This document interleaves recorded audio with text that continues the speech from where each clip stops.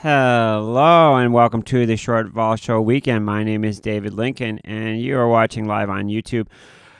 And amazing, I woke up again. This is like the second time in a couple weeks where somebody mentioned me on a StockTwits thing, and I woke up and there's like a million notifications on StockTwits. So thank you to those who mentioned me on there. I think it's, let me look at which guy it was this time. It's always nice to be recognized, and I felt like I had to come on and do something to earn all of these new followers I got. So here I am. If you haven't checked me out before, yes, it was Spit and Shine who mentioned me. Thank you, Spit and Shine. If you haven't seen me before, I was a market maker at the SIBO for many years. And that brought me to trading in a different way than most people do. I was taught to be a delta neutral trader, which means you don't make a bet that a stock's going to go up or down. Your bets are made with other things to do with options, option volatility levels, that sort of thing. Also, I came into options trading where I didn't get to choose what trades I had on. I had to take the other side of whatever the customer wanted to do. So if a lot of people wanted to buy options in a stock, then I would end up being short options in that stock, and I just have to manage as best I could the position that I was left with after I took all the customers' bets. Because if you're a market maker, that's essentially what you're doing is you are taking the other side of a whole bunch of people's bets, and then you're trying to manage whatever risk that leaves you with as best you can. Now, you could say that, well, that's good. That gives you good practice for trading, I guess. But we weren't trying to practice trading. We were trying to make money. And so it was turning a position that was a hunk of garbage into something that made money is what I was taught to do. And thus, it doesn't matter which trade you do. What matters is what's the price of that trade. And I think that gets escaped on a lot of people. It's the same with sort of the stocks.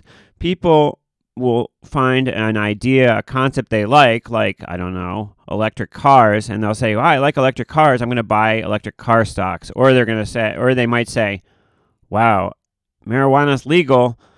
I'm going to buy marijuana stocks because I like marijuana." And what they're missing the most important thing, which is pricing. Pricing is the key to everything. People can say, "Well, I don't like to own. I'd much rather sell calls than buy calls for options," for example. There's two kinds of options: calls and puts. People will come on often and say, "I'm an option seller. I'd much rather sell options than buy options because buying options doesn't work." Well, once again, I have to point out, it all depends on price. What is something worth? That's what we try to value. That's what a market maker tries to value. What is something worth? a coin, a quarter coin, with a 25-cent piece. It's pretty easy to value, maybe worth 25 cents. So, if I made a market around that, I said, well, I'll pay 20 cents for that, or I'll sell it at 30 cents and make a market around its value. It's kind of easy to value. But what is a Yankees baseball hat, a new Yankees baseball hat worth? Well, one of them might be selling for $25. Another might be selling for $40, maybe $10. Maybe you hate the Yankees. It's not worth anything to you. Something that's worth something to somebody might be worth less to someone else. I'm not a Yankees fan. What if somebody said, I have a Yankees hat to sell right now? What will you buy it for? I would probably be a $2 bid, whereas somebody who is a Yankees fan might pay $20 for it. The other thing about being a market maker, which people might not know about, is that you have to make a two-sided market that's tight. So you can't make a market that says I'm $1 bid at $100. That's not acceptable. It has to be a two-sided market that's tight. And that's a unique thing about market makers, because if you think about banks, when you try to get a mortgage for your house, they don't make a market on both sides of that mortgage. They only make a market on selling the mortgage to you. They don't make a market on buying it. So they don't make tight markets. But market makers, our profession was to make tight markets. But I digress.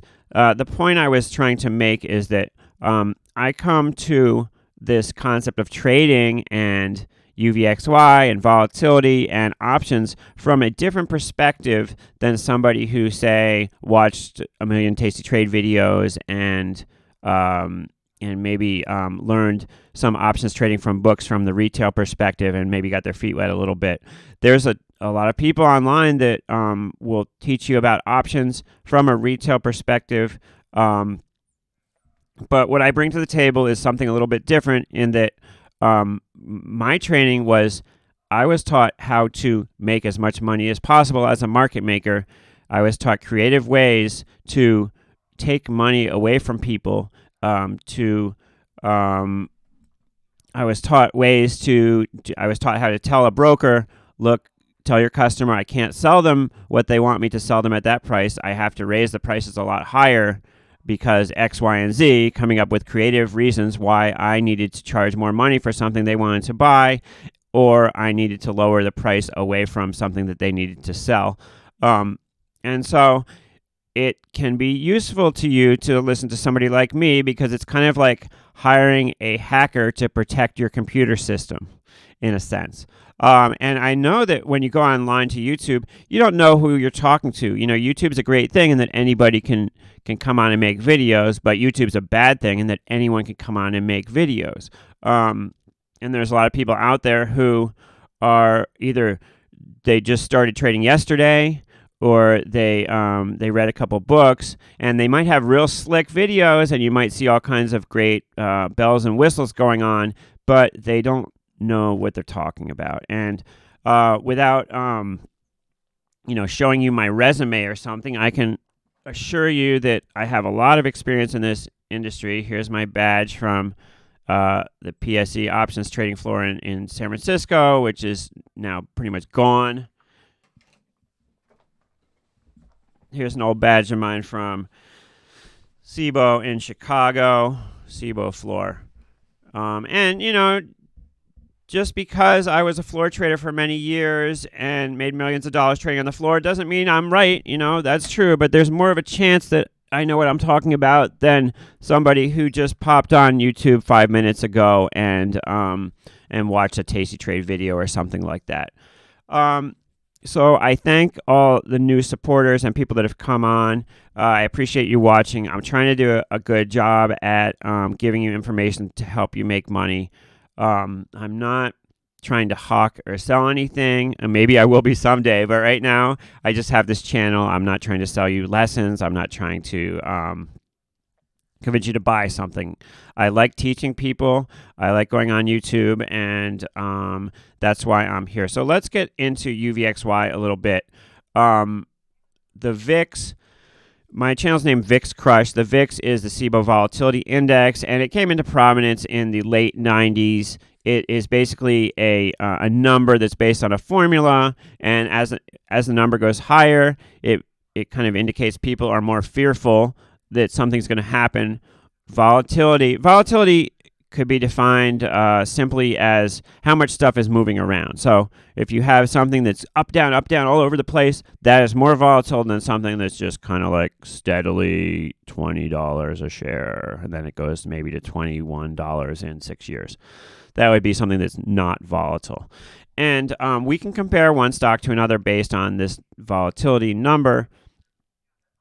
And the VIX, as I said, came into prominence in the late 90s, and it is something that sort of oscillates back and forth. It generally stays between 10 and 20, and even more generally stays somewhere in the range of, I'd say, probably 12 and 18 usually. And that kind of is giving you a low range, I guess. The average over long periods of time is more around 18 or 20, but generally in this era, things have been staying of an average of around maybe 16 in the VIX. So the VIX, when people get nervous, when the market goes down, the VIX goes higher, and it usually has spikes. It will pop up for a very short time, usually. Like, it might pop just in one day. It might pop all of a sudden from like 18 to 20, and then it comes back down over the next couple of days. That's typically what it does. It does have some times where it stays elevated for a period of time. We had a period of that actually last year. After February, we had a big spike, and it stayed elevated for a period of time. But it generally is characterized by these usually being pretty low, around maybe the 14 to 16 range, and then it has spikes every once in a while. And the VIX in itself is interesting, but what adds a level of complexity and what really gives us some stuff to play with is the fact that the VIX cannot be traded directly. It has to be traded indirectly through VIX futures.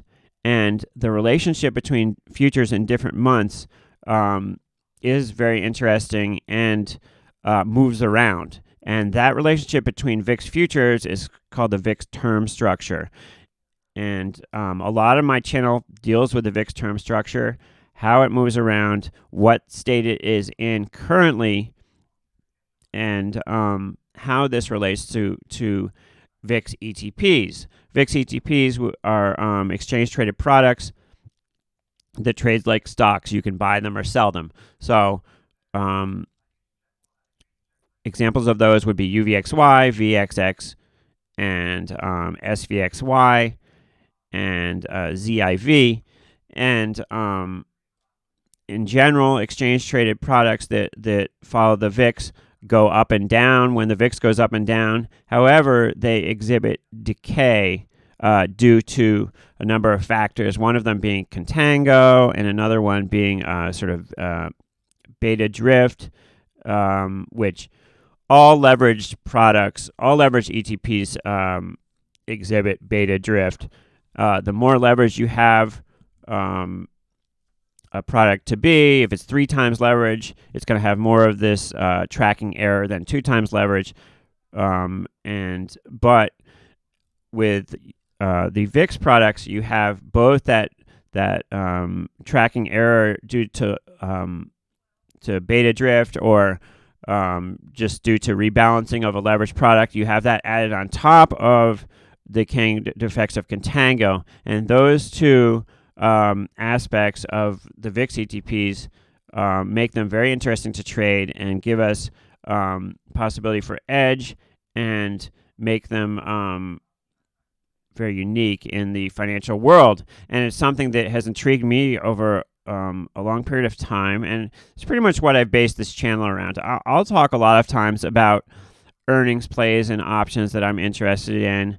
The VIX term structure will, at times it's very interesting to trade, and at other times there's just not a whole lot going on. I think that's true with all products. And so when there's not a whole lot going on, I might delve into earnings plays with options, talking about options theory, trying to educate people about different option stuff. But when the VIX is popping and moving around, I focus on VIX plays. So let's just look at the current state of affairs for the VIX right now. And I'm going to move myself up the screen here so that you can see a little bit better. So the VIX right now coming into the weekend, 1585. And as I was saying, that is relatively just kind of in an average area. And let me see if I can fix my screen here, because there we go. On the screen, you can connect. This is Thinkorswim here, and you can connect different windows in it so that if I click on a stock on this side, it will move the window on the other side by putting these links up on top. So here I have this link. I set it to red. Then if I have this other little panel here and I set that link to red, then when I click on a stock here, it will come up on the other side. So that's what I'm doing right now. So if we look at the VIX, 1585, if I pull out my chart a little wider here, then we can see over the past, let's say, year, kind of in an average area. It looks almost kind of low for the year because we had that huge spike, but kind of in a mid area right now. And so, as I said before, the VIX kind of oscillates up and down, but VIX ETPs slowly move lower due to these various tracking errors. So over a year period, UVXY looks similar to the VIX. There's the VIX, there's UVXY. However, if you start to back it out a little more, you start to see that, well, actually it's going lower and lower and lower over time, as opposed to the VIX, which is just going up and down. So people, a lot of times, people who have just come to the VIX or who don't understand things that well or haven't learned about it get confused, and they see the VIX going up and down and oscillating, and when it gets to a low point, they think, wow, this is a good time to buy the VIX because it's at a low point. It's gonna move back higher again, definitely.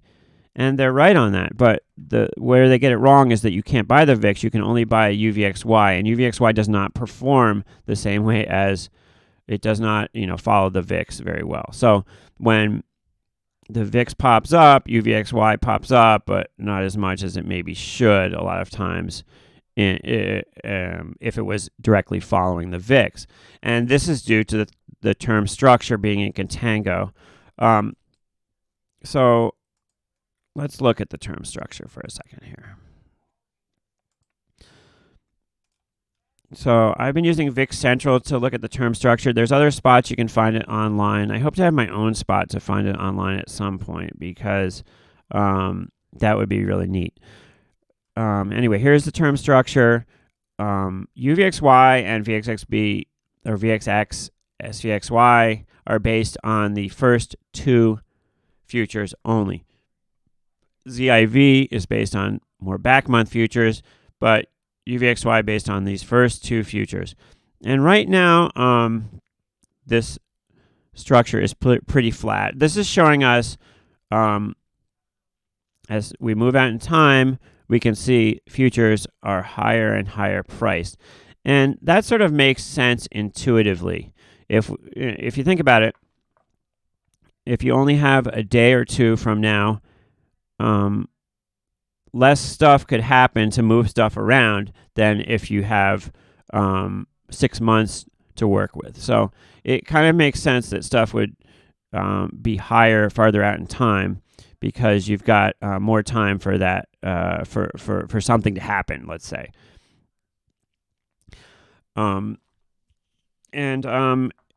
story of the VIX always is related to the story of the E-minis and the underlying market, what the general market is doing. When the SPX is going up slowly, the VIX is generally moves lower. When the SPX goes down, the VIX generally pops. And if we look at the last few weeks, we've had a down move in the SPX. This is the SPX for the last few sessions, and you can see down moves. We're sort of sideways. Yes, we did rally from the low on Friday, and we were generally up on the day, but that started with a gap down. So we have this downward movement in the markets over the last few sessions, and thus the VIX has been popping higher. It did come back a little bit, but it's been popping higher. This is the VIX over the last few sessions, and you can see on Friday. Let me see what I'm doing here. Am I doing this right? Yeah, you can see the big pop on Friday as things moved lower again. And you can see over the last month, we've had an elevated VIX that got up to 2338, and it kind of has crept lower from there until the end of last week, where it popped again. So tradable market, stuff moving all around here. As we had an expiration in the VIX last week, we were in a steeper contango between the futures, but as the front month future fell off, we had less contango. If we look at, once again, back at our VIX central chart, what UVXY and VXXB are, their formula is to read volatility 30 days out. Okay, so every one of these futures starts out, I'm not quite sure how far out they start. I'm not sure if it's like a year, 6 months, 9 months out, right? So when a future starts being traded, it has several days till it expires. So for example, this January future here has 240 days till it expires. Let me move slightly out of the way here. If I pull up this, if I hover over this spot here, you can read in the little print, it says expires on 1/21/2020 in 240 days. UVXY is seeking to make a measurement of volatility 30 days out. So at some point, these futures get down to 30 days. So for example, the second month future is 51 days out. The front month future is 23 days out. Now, 7 days ago, the front month future was 30 days out. So that was a perfect time where that front month future was a perfect representation for UVXY. So on that day that the future was 30 days till expiration, UVXY was composed completely of just that one future. However, the day after, all of a sudden that future represents volatility only 29 days out. So what do? They take a small amount of futures that are way farther out, and they combine those with the futures that are 29 days out, and you create an average between the two of representing volatility 30 days out. So as time moves forward, we have to average the two futures that are closest to expiration to make an average of 30 days out for volatility. So it's pretty complicated the way we have to go about reading volatility 30 days out for this. It requires us to average two futures together, and these futures are based on the VIX, but they trade freely, and there's no way to there's no simple arbitrage between the VIX and the futures, and that means that these futures are free to move around based on supply and demand,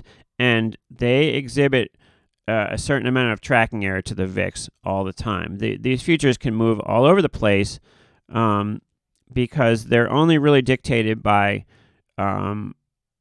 what market makers and other people are willing to sell them or buy them for.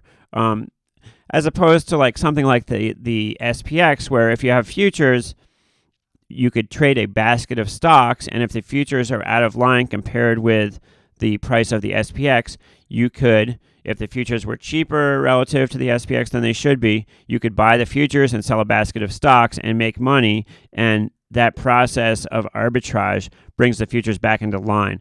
The VIX, there's no process of arbitrage to bring the futures back into line, so they move around a bit. And so that's why it's so important for us to monitor where these futures are in relation to where the VIX is. And that's why you will see me come online and say, all right, the futures are X amount in contango, and the spread between the cash or the VIX and the futures is X amount. What I'm doing when I put those readings out on Twitter or on StockTwits is I'm giving you an idea of how these things are tracking at the current moment, because when you see UVXY moves differently than the VIX, the reason is because of this tracking. It could be that UVXY futures are catching up to the VIX. It could be that they're way higher than the VIX, and the VIX is rushing up to join them. They can be in a lot of different states, and understanding the state of where these futures are in relationship to the VIX is key to trading UVXY and understanding what's going on with it. Now, when I was recently on Volatility Views with Mark Longo, and they were discussing, UVXY isn't traded as much as it once was, and Andrew G., if you watch that or if you listen to that, you'll remember was saying, well, he likes to just trade more SPX versus VIX futures because it's a lot simpler to deal with. Well, this is what he's talking about when he says simpler to deal with, is that you don't have this tracking error that you have with UVXY. Now, when you've got things that are confusing and less simple to deal with, it also creates trading opportunities. So understanding where we are in the term structure can give you an edge in trading. All right, so I want to go into a couple ideas for options trades.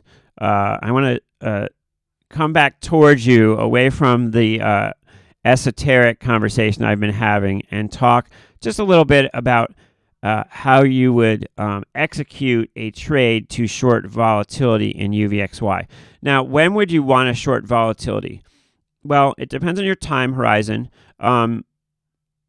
Of course, you want to sell when stuff is high and buy when stuff is low. Now, the VIX, I can make an argument for being short UVXY at any point because it does decay over time and it's eventually going to decay. However, the better point to enter a short vol trade would be during a point when the VIX is at an elevated state. Now, when we look at the VIX where it is right now,